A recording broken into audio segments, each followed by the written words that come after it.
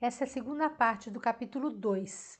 Na primeira parte, nós trabalhamos os conceitos iniciais, como nós organizamos uma linha do tempo, entendemos que a gente vai representar os fluxos numa linha do tempo, entradas para cima, saídas para baixo. A gente falou que tem regra de sinal que é importante, quando é saída a gente usa menos, quando é entrada a gente usa mais. Nós entendemos como usar as funções financeiras do Excel, mas não todas. Nessa segunda parte, nós vamos trabalhar com taxas variáveis, séries uniformes de pagamentos, perpetuidade e sistemas de amortização de empréstimos. Vamos começar? Nós vamos começar então com as taxas variáveis. Para trazer isso na forma de um exemplo, eu peguei as taxas de uma aplicação financeira em CDI do Nubank. Taxas variáveis acontecem muitas vezes na vida real, quando nós compramos uma ação e ela vai se valorizando ou desvalorizando ao longo do tempo. Aplicações em CDI, como é o caso, fundos de investimento. Nessas aplicações, nós não temos uma taxa constante ao longo do período de investimento. Então, nesse caso específico, para exemplificar, eu trouxe investimento do Nubank em CDI. Nós podemos observar que as taxas são variáveis ao longo de janeiro a agosto. Essas são taxas reais. Para eu calcular qual é a taxa acumulada, quanto um indivíduo que tivesse aplicado uma determinada quantia, ele teve de rendimento após 8 meses investindo em CDI do Nubank, a gente vai usar essa fórmula daqui. Para nós acumularmos taxa, nós vamos fazer 1 mais a taxa do período 1 vezes 1 mais a taxa do período 2, vezes 1 mais a taxa do período 3, vezes 1 mais a taxa do período N e depois tirar 1. Se isso fosse capitalização simples, nós somaríamos e dividiríamos pelo número de períodos. Na capitalização composta, nós não podemos fazer isso. Na capitalização composta, nós fazemos o produtório de 1 mais I. Nessa coluna aqui, eu vou fazer a taxa acumulada. No primeiro período, eu só vou ter 1 mais a taxa. Qual é a taxa acumulada em janeiro e fevereiro? Agora, eu vou pegar o anterior e multiplicar por 1 mais a taxa do período. Qual é a taxa acumulada em março? O que eu vou fazer? 1 mais a taxa vezes o anterior. A taxa acumulada mais 1. Então, no final da nossa história, eu vou ter que tirar esse 1 que está sobrando aí na história. Vocês concordam comigo que eu posso copiar para baixo e eu vou ter o acumulado? Então, este é o acumulado de março, este é o acumulado de abril. Se eu quiser saber qual foi a taxa acumulada em abril, eu tiro 1 e multiplico por 100. Então, seria 1,296% no período, 1,53% no período, 1,7526 no período. Em agosto, 2,109% no período. Então, vamos lá. Vamos pegar este valor aqui, tirar 1. Como eu já estou com a célula formatada para percentual, então ele já apresenta o valor em percentual. Isso quer dizer que em 8 meses eu tive 2,10901%. Mas, qual será a taxa média? Qual será a taxa que, se fossem todas iguais, produziria o mesmo rendimento acumulado? Se fosse capitalização simples, eu dividiria por 8. Como é capitalização composta, eu vou tirar a raiz oitava, mas eu tenho que somar 1. Então, sempre quando eu vou trabalhar com capitalização composta, esse 1 mais vai me ajudar a resolver problemas com fórmulas. Eu vou elevar a 1 sobre 8. Elevar a 1 sobre 8 equivale a tirar a raiz oitava. Concordam? Só que eu ainda preciso tirar o 1 que está sobrando. Então, em média, eu tenho uma taxa de 0,26123% ao mês. Ou seja, se ao invés dessas taxas variáveis eu tivesse uma taxa constante de 0,26123 ao mês, eu produziria o mesmo resultado acumulado dessas taxas variáveis. Isso é muito interessante para eu saber se esse rendimento foi interessante ou não comparado com alguma outra taxa. Só que nós temos um fator que corrói o dinheiro, que é inflação. A inflação é o aumento generalizado de preços. Eu vou deixar um vídeo para vocês assistirem da professora Mônica De Bolle. Merece uma aula só disso. É um assunto muito interessante e relevante. Mas no nosso caso aqui, o que nós precisamos entender é que desse 0,38%, uma parte desses 0,38 foi corroído porque o valor do dinheiro se corroeu pela inflação. Nós vamos ter que descontar deste 0,38, deste 0,29, desse 0,34, o efeito da desvalorização do dinheiro. Nós temos no Brasil inúmeros índices de inflação.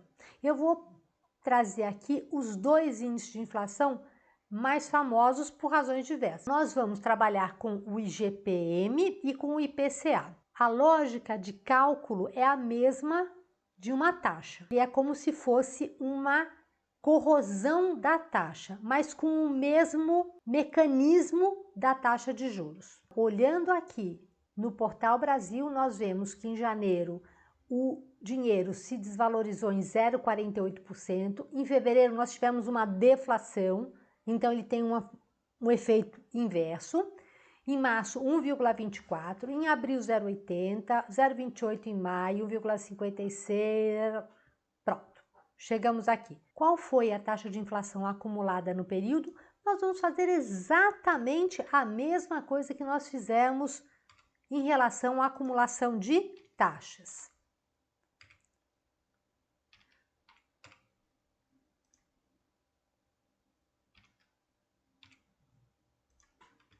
Copiamos a fórmula.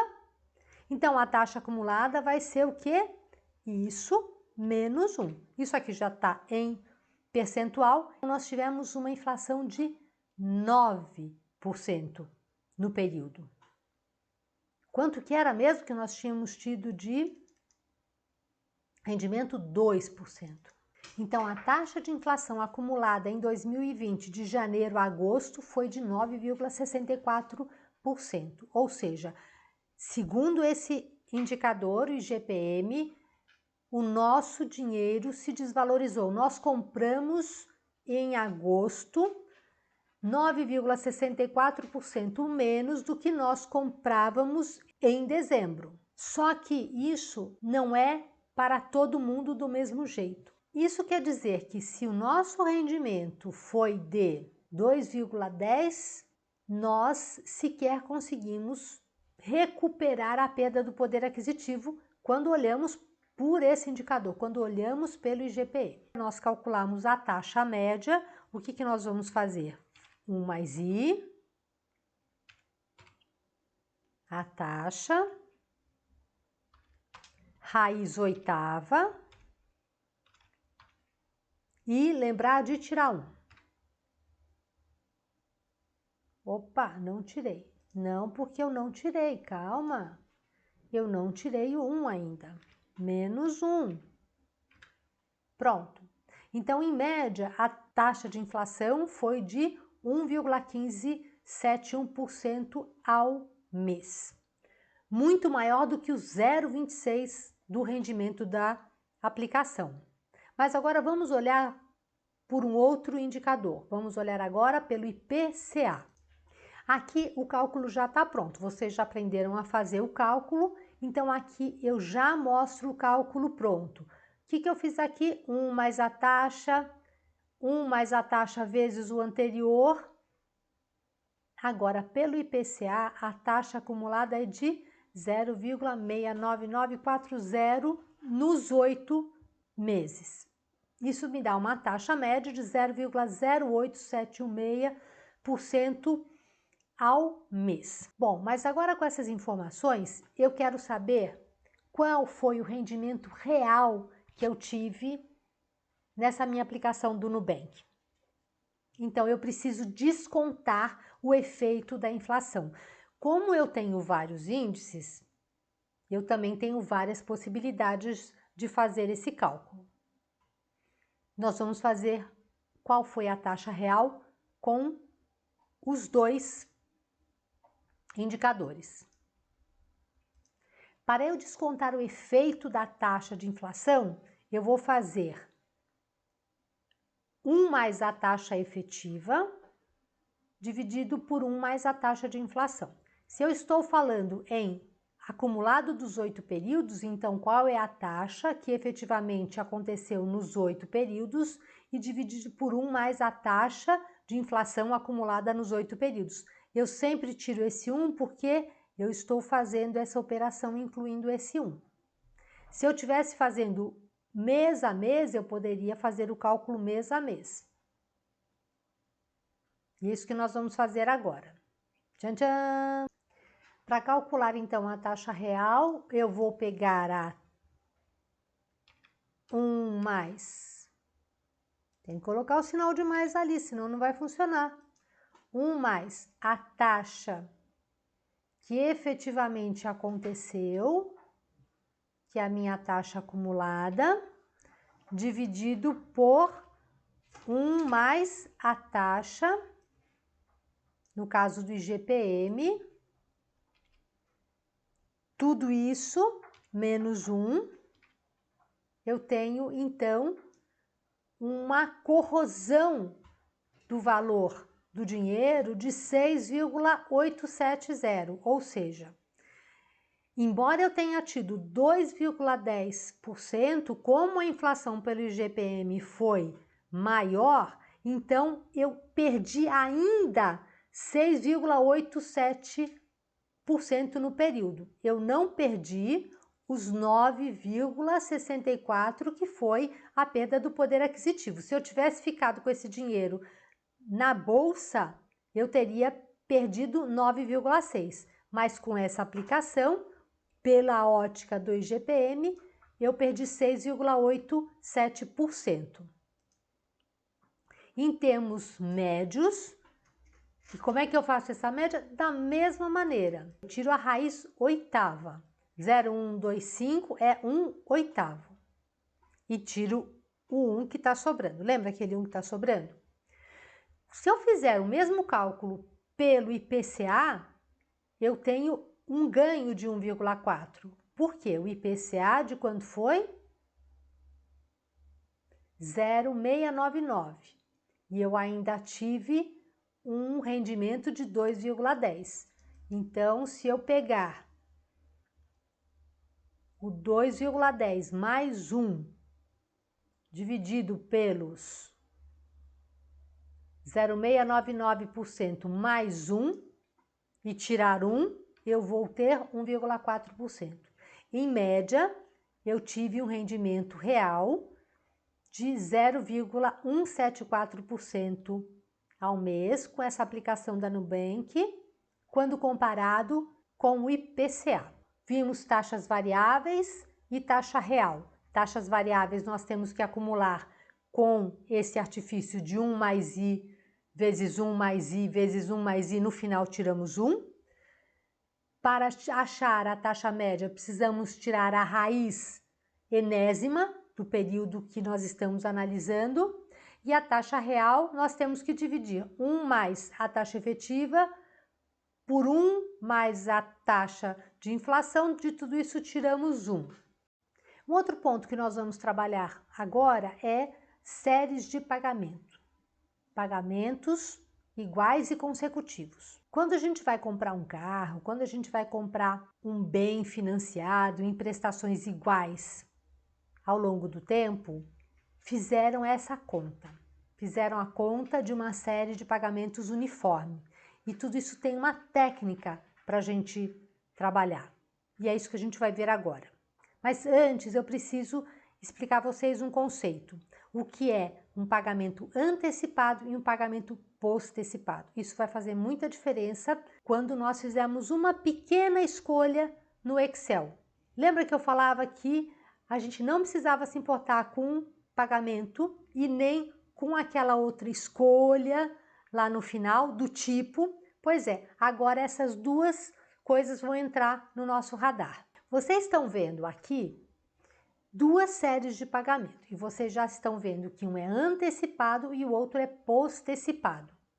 Tá ali escrito, não tá? Então, a diferença entre eles é que no antecipado eu tenho pagamentos iguais e consecutivos ao longo de todo o período. Não pode ter um pagamento diferente do outro. Para esta ferramenta, nós precisamos sempre ter todos os pagamentos iguais.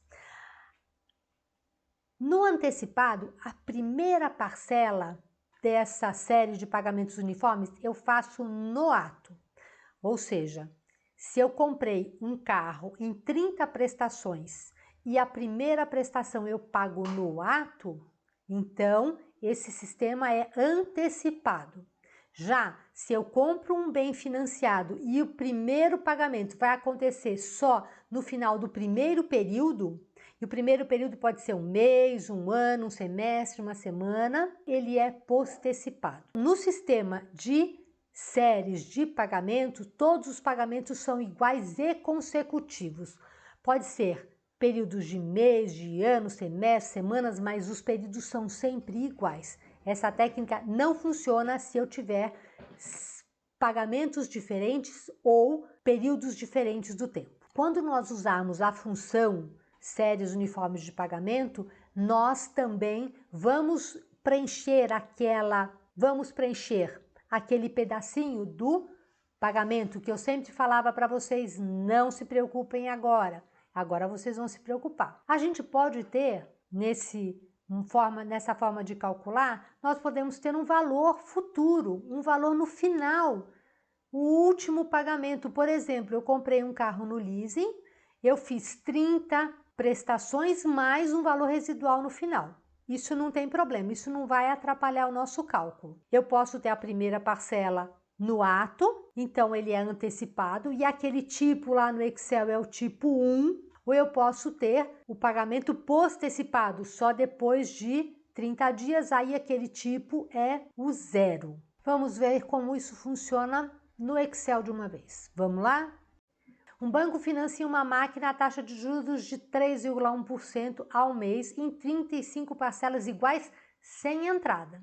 Se a máquina custa à vista 50 mil, qual é o valor de cada parcela? Vocês estão vendo aqui o fluxo de caixas, 35 parcelas, o pagamento eu não sei quanto será e eu vou calcular. O que eu sei? Que sem entrada vai me dizer que é postecipado. Vamos então para a nossa tabelinha, tá toda arrumadinha e todas as nossas alternativas. Valor presente, 50 mil, valor financiado, valor futuro é 0 porque não tem valor residual, pagamento é o que eu quero saber, número de períodos, taxa e o tipo.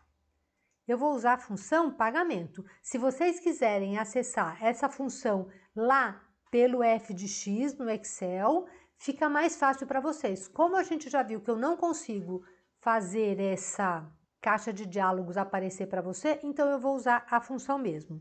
Então é pagamento, a taxa é 3,10, o número de períodos é 35, o valor presente 50 mil, e 50 mil é um valor positivo, porque se eu estou financiando, tudo se passa como se eu estou recebendo dinheiro para pagar o bem à vista e depois eu vou pagar as prestações. O valor futuro é 0, não tem valor futuro. E o tipo é 0. Então, o valor da prestação é R$ 2.361,06 para financiar 50 mil em 35 vezes a uma taxa de 3,10% ao mês. A segunda pergunta é qual é o valor da parcela se o primeiro pagamento fosse na data da compra? Data da compra, primeira parcela, então isso é antecipado. Se é antecipado, já está aqui o meu número 1. Vocês concordam comigo que é só copiar daqui para lá? porque a função é a mesma, eu só estou mudando este argumento.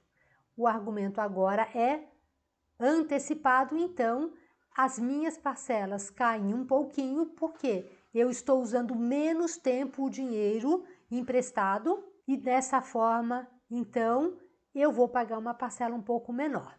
Agora, a alternativa C me pede, se a prestação for 3.000, qual a taxa de juros do empréstimo se ele for considerado postecipado?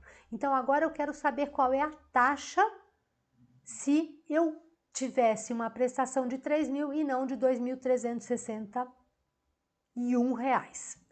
Então, a gente vai usar a função taxa. A gente já usou a função taxa num outro momento e agora a gente vai levar em conta pagamento. Vamos lá? Número de períodos 35, o valor do pagamento, que é a prestação negativa, porque o valor está saindo, 3.000, valor presente 50.000, valor futuro é 0, o tipo é 0. Pronto, a taxa seria de 4,86% ao mês. Se a prestação for de 3.000, qual é a taxa de juros? Se a alternativa for antecipada. Concorda que é só copiar aqui? Ou seja, no antecipado, se a prestação não cair, isso quer dizer que é uma taxa maior. E na alternativa E, eu vou propor um valor residual. Então, se eu tiver um valor residual no final, qual será o valor da prestação? Que é pagamento, taxa, número de períodos, valor presente. Agora, valor futuro entra aqui na minha história. E ele é postecipado, então esse é o tipo. A minha prestação vai para 2.279, sendo que na última parcela eu vou pagar 2.279,96 mais 5.000, ou seja, 7.279,96. Então eu pago uma parcela um pouco menor ao longo dos 34 meses, mas no final eu tenho um valor residual.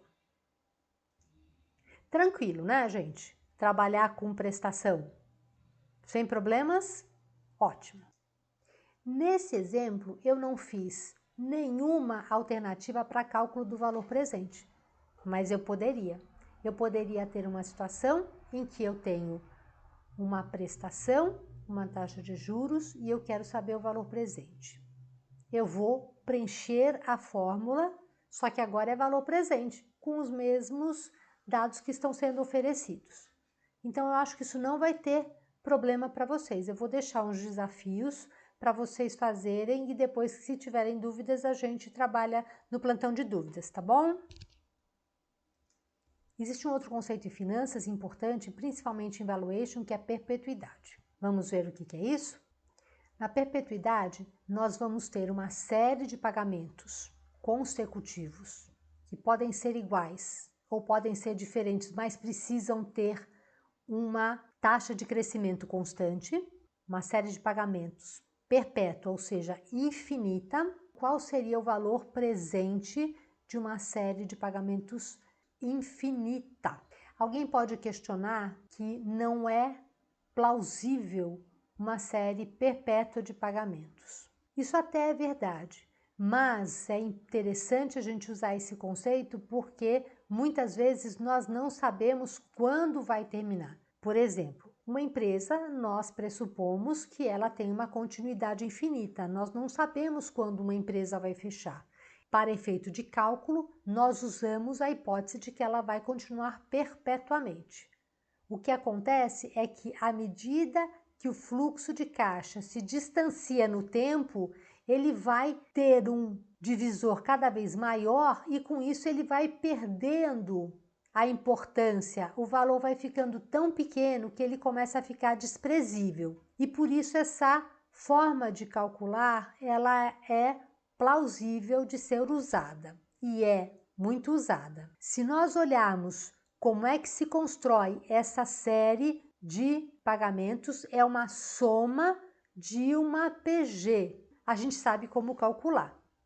Para nós calcularmos o valor presente de uma perpetuidade, nós vamos pegar o fluxo de caixa 1, ou seja, não é no ano zero, não é no período zero, não é na nossa data focal, é um período para frente. Fluxo de caixa 1 dividido pela taxa de juros menos a taxa de crescimento. Se eu tenho uma perpetuidade sem taxa de crescimento, isso daqui é igual a zero. Então, a fórmula geral é o fluxo de caixa do período 1 e não do período 0, fluxo de caixa do período 1 dividido por I menos G. Se eu tiver uma série de pagamentos perpétuos de R$100 a uma taxa de 10%, eu tenho 100 sobre 0,10, 1.000. Se eu tiver uma taxa de crescimento de 2%,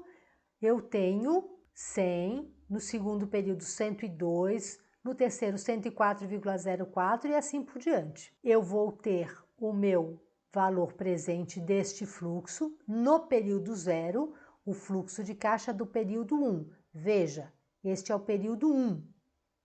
Período 1 é 100, no período 2 é 102, no período 3 é 104 e 0,4 e assim sucessivamente. Então, vai ser I menos G. 10 menos 2, 8%, 100 dividido por 8% dá 1.250.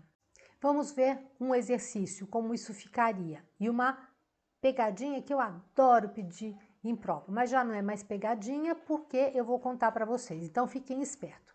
Para todas as situações, considere que o retorno esperado pelo mercado é de 12% ao ano e você deve calcular o preço máximo a pagar nesse investimento para obter no mínimo a rentabilidade esperada pelo mercado. Alguns conceitos que a gente vai trabalhar aqui já. Se o retorno esperado pelo mercado é de 12%, isso quer dizer que existe uma relação entre risco e o retorno daquele investimento. Então, o mercado está dizendo que 12% é uma taxa que, legal, compensa o risco que está sendo corrido. Se eu vou comprar uma ação que tem a possibilidade de me prometer fluxo de caixas para dividendos ao longo de um determinado período muito longo, se for muito longo, eu posso pensar em perpétuo.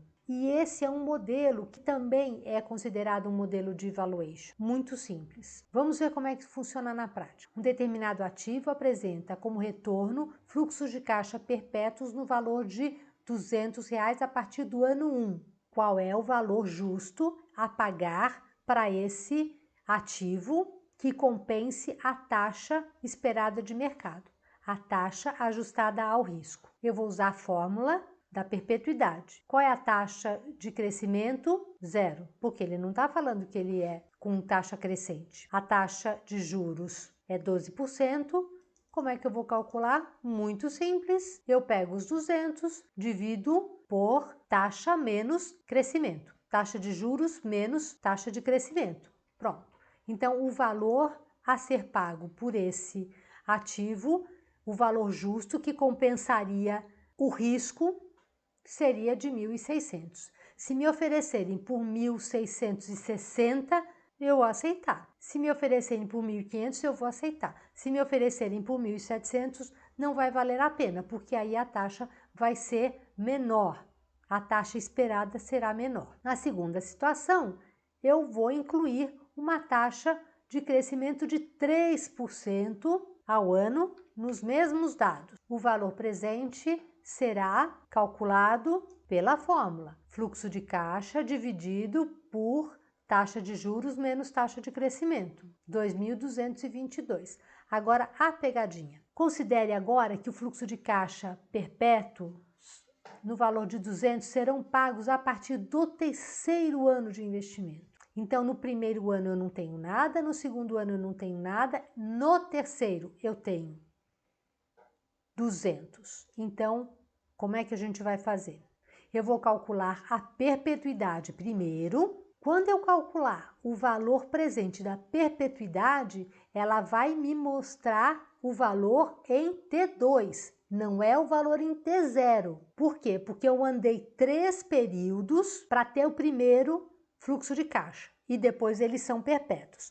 A minha fórmula, ela volta para o T0. Vamos pensar na data focal? Se agora eu coloco a minha data focal em T igual a 2, quando eu calcular o valor presente da perpetuidade, esse T é igual a 2 fica sendo um meu zero linha. Depois eu tenho que andar 2 para trás.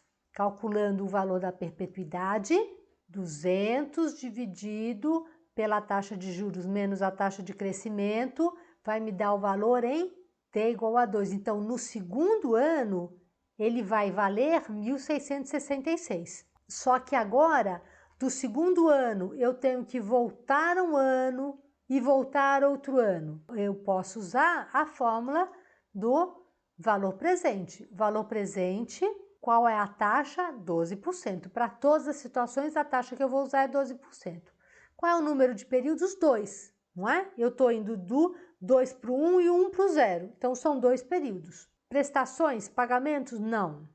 Valor futuro? Eu tenho quem de valor futuro? Aquele valor que eu calculei em T2. E o tipo, não preciso calcular, porque eu estou usando para valor presente e valor futuro. Encontro 1.328,66. Isso quer dizer que, se os 200 forem pagos só a partir do terceiro ano e não a partir do primeiro ano, eu vou ter um valor justo não de 1.666, mas de 1.328. Fácil, perpetuidade?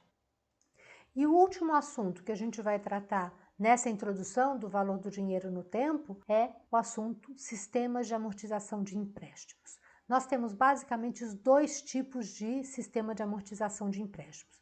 Esses 2 sistemas ajudam a gente compreender como os juros são tratados na vida real. Começando então pela tabela Price. Essa tabela que quando vocês vão comprar um carro, o vendedor ou a vendedora pega uma tabela e vai lá calcular quantas prestações você vai querer. Ah, tá. Então, ele vai lá e encontra o valor da prestação. Então, vamos entender como funciona isso. Você vai financiar um bem no valor de R$12.000 pela tabela Price, a uma taxa de juros de 1% ao mês por 12 meses. Qual é o valor da prestação? A gente já sabe calcular. Fomos tomar o empréstimo para financiar o determinado bem. No mês 0, nós temos uma dívida de 12.000. Qual é a nossa prestação? Pagamento. Quais são os dados? Uma taxa, número de períodos, valor presente, valor futuros não temos e o tipo não precisamos.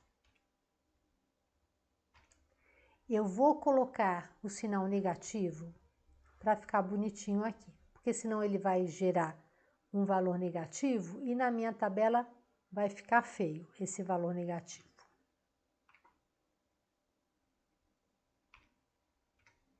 Pronto. A nossa prestação é de R$ 1.066 por mês. Vai ser a mesma ao longo de 12 meses. Nós já fizemos isso para ser 12 meses. Vamos ver se vai dar certo? Vamos pagar no total R$ 12.794, porque 794 é juros total. Mas como é que funciona os juros mês a mês? Juros incide sempre sobre o saldo devedor. Eu fiquei devendo 12.000 do momento em que eu peguei o empréstimo até o momento que eu vou pagar a primeira prestação, vezes a taxa de juros ao mês. No primeiro mês, eu vou pagar R$ 120 a título de juros. Se a minha prestação é 1.066, então a diferença entre 1.066 e os juros é quanto eu estou diminuindo do meu saldo devedor. Agora, o meu saldo devedor vai ser os 12.000 menos o que eu amortizei. E agora os juros vão incidir sobre quem? Os juros vão incidir sobre o saldo devedor. Agora eu vou fixar aqui a minha fórmula na taxa de juros, que é sempre a mesma. Opa, juros diminuiu. Por quê? Porque o meu saldo de devedor diminuiu. Quanto vai ser a minha amortização? É o valor da minha prestação menos o quanto dessa prestação refere-se a juros. 955. Ótimo. Então, qual é o meu saldo devedor agora? É o que eu tinha antes menos o que eu amortizei. Agora eu posso calcular só arrastando. Os juros vai ser saldo devedor vezes 1%. A amortização vai ser a diferença. O saldo devedor vai ser o anterior menos a amortização. Já vou arrastar todo mundo para cá. Espera que ainda vai... todo mundo tem que ser calculado para ficar bonitinho.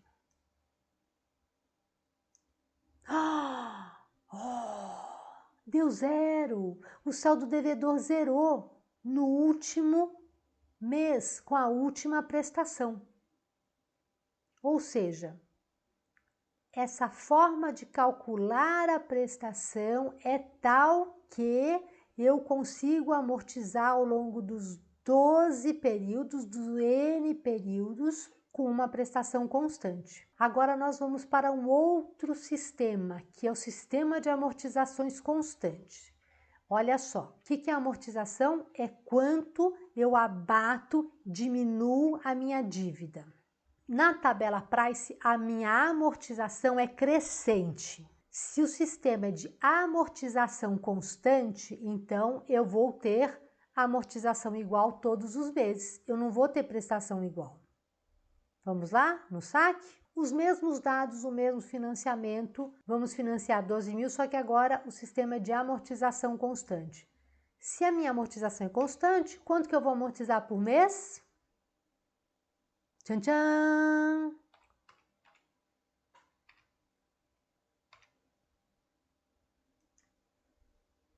Eu vou fixar tudo. Minha amortização é constante, então igual para todo mundo, cabo a rabo. Agora, qual é o juros? Juros sempre incide sobre o saldo devedor. Vezes 1%. Já vou fixar aqui. Então, qual é a minha prestação? 1.000 mais 120. Qual é o meu saldo devedor? 12 mil menos a amortização. Qual é os juros?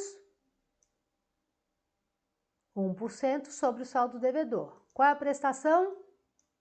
1.000 mais os juros. Qual é o saldo devedor? Vamos copiar tudo? Pá, tá, tá, tá, tá, tá, tá. Pronto, zerou. O que nós vemos aqui? A nossa prestação reduz ao longo do tempo. Na tabela Price, a amortização aumentava ao longo do tempo, a prestação era constante. Na saque, no sistema de amortização constantes, a nossa prestação é mais alta e vai diminuindo ao longo do tempo. Vamos fazer uma comparação entre os dois, que essa comparação é importante em termos conceituais. Quando eu coloco as duas tabelinhas lado a lado, o que a gente observa aqui? Olha só que interessante. Nós pagamos menos juros no sistema de amortização constante, mais juros na tabela Price. A amortização é a mesma porque a amortização é diminuição do principal. Então, nós vamos diminuir o principal a zero. Então, isso não tem diferença. Mas tem diferença em juros. Será que a tabela saque ela é mais interessante do que a tabela Price porque eu pago menos juros? E a resposta é não. As duas tabelas são equivalentes em termos financeiros. A razão é que eu sempre pago juros sobre o saldo devedor. O saldo devedor representa o quanto eu estou usando do dinheiro daquele meu fornecedor de dinheiro. Como eu estou usando o recurso, eu estou pagando pelo recurso os dois sistemas são equivalentes. Eles diferem na forma de operacionalizar. O fato de o total de juros ser maior na tabela price que na tabela saque, em nada afeta a minha interpretação. Então, como eu sempre pago juros sobre o saldo devedor, os dois sistemas são equivalentes. Cultura geral, tabela price, tabela saque. Mas pode cair na prova, porque ele conceitualmente é muito interessante. E com isso nós fechamos esse capítulo 2 de valor do dinheiro no tempo e um pouquinho de cultura geral também, mas são os conceitos fundamentais e vocês vão usar muito esses conceitos daqui para frente. Bons estudos, dúvidas, postem no fórum de dúvidas e participem da aula de plantão de dúvidas. Tchau!